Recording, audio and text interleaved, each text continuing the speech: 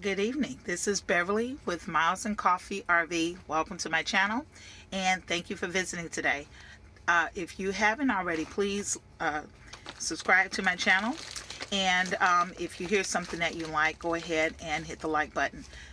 This is video number 2, coffee talk number 5 if you will, on emergency preparedness. And this emergency video is talking about food, or what would we do in the case that we were in a blackout and did not have power for however long, 24 hours or more, and what would you do in the case if? How would you provide food for yourself and your family? Let's get started. We're going to start with oh, and also please leave your comments below about suggestions that you recommend for food in the case of emergency. Beans and rice, because they store forever and they're cheap, and all you have to do is boil them with water, and of course you can feed and get your protein. Also, any type of pasta, that would be good because it stores well, and again, add some water, add some sauce, and you've got a ready-made meal. Pretty healthy.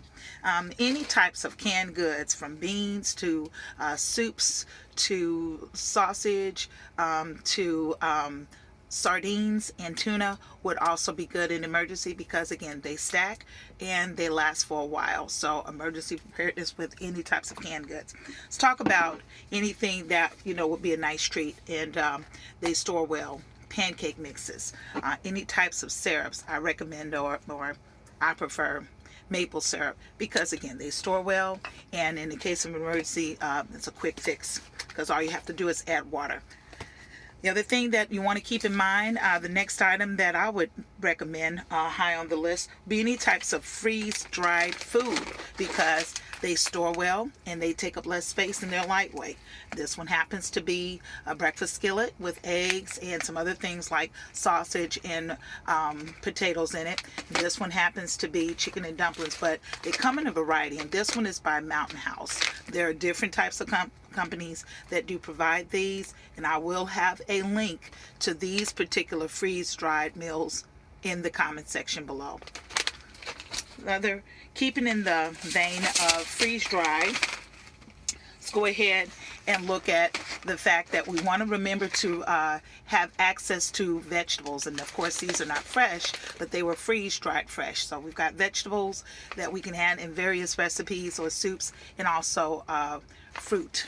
And they're freeze-dried and they take up less space, and they do store well.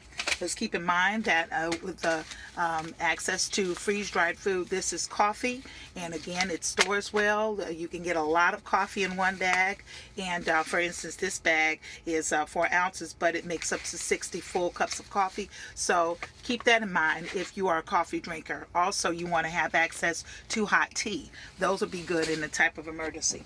All right, the next thing we want to do, since we're talking about emergencies, I have 2 bonus items. This one is seeds because I'm going to practice this spring actually doing maybe some tomatoes and potatoes, just to practice what would I do in case of an emergency and didn't have access to fresh vegetables and food. So it's always good to practice. You can start off with pots and then transfer those that produce to the ground. But it's time to start practicing, to start thinking, what would I do if something happened and the power goes out and I don't have access to food. Another bonus item I have is a Berkey. This is a 2.5 gallon water system that will keep water for you, and it is a gravity device where you pour the water over the top, and it will filter out 99.9% of any pollutants in the water and store it. They come smaller in a 1.5 gallon size, and they come larger in like a 3 or 4 gallon size. But you want to start thinking, what would you do about water in case of an emergency and where things were shut down and you need to drink water so that you can survive? Please leave comments below, like and share. And also, I would love to hear your suggestions to help me. What am I missing? What can I add as I prepare just in case of an emergency? Thank you for visiting, and we'll see you next time.